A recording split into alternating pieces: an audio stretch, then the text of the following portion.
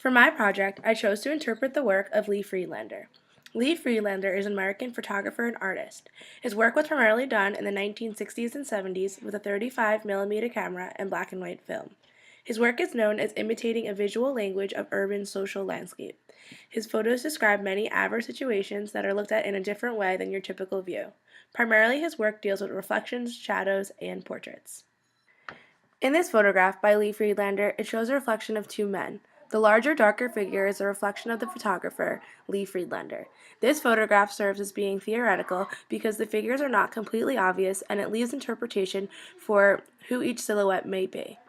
This style is used a lot in Lee Friedlander's work, as he had many self-portraits of himself as a reflection in some sort of window.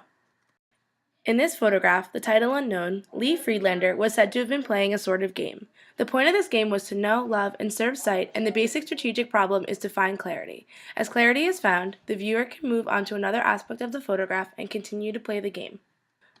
My first impression of Lee Friedlander's work was that I love how he depicted a situation using reflections and shadows because it makes you look deeper into the image and leaves room for a sort of curiosity in each image.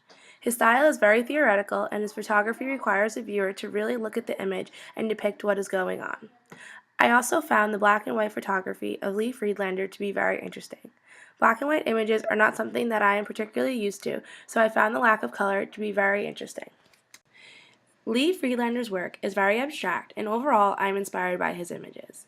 I love the curiosity in each image and how figures are not necessarily distorted by their reflections, but they still look surreal because of the way that they are portrayed. Between the reflections, shadows, and the black and white approach to photography, I believe that Lee Friedlander had many strong images. His images were primarily theoretical. Friedlander was an interesting photographer to interpret, and I really enjoyed viewing his work.